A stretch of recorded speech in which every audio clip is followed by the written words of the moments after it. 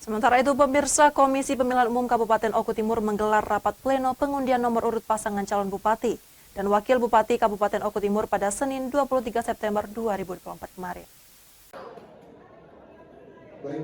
Pemilihan kepala daerah di Kabupaten Oku Timur secara resmi akan berlangsung secara head-to-head, dikarenakan pilkada di kabupaten tersebut hanya diikuti dua pasang calon yang masing-masing paslon Lanusin Yuda yang akan beradu taktik politik melawan pasangan calon Ferry Herli.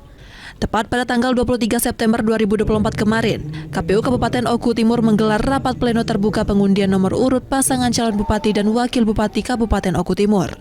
Dalam pengundian tersebut, pasangan Lanusin Yuda mendapatkan nomor urut 1, serta paslon Ferry Herli mendapatkan nomor urut 2.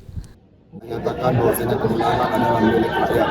Dari itu saya berharap kepada rakyat tolong bantu saya agar supaya angka 1 ini adalah sebagai simbol kemenangan tersebut. Kan cuma Allah yang tahu.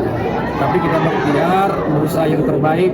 Insya Allah dengan hati dan jiwa yang tenang, pikiran yang baik, hati yang bersih, insya Allah Tuhan akan meridhoi kemenangan. Sementara terkait kampanye, Ketua KPU Kabupaten Oku Timur menyampaikan untuk kampanye ada sebanyak 28 titik dari 20 kecamatan yang sudah ditetapkan. Titik kampanye kalau tidak salah ada sekitar 28 titik ya dari 20 kabupaten 20 kecamatan ya, mohon maaf ya. Lebih kurang ada 28 titik kampanye. 28 titik kampanye. Dari Oku Timur, Jatmiko Francisco, iNews melaporkan.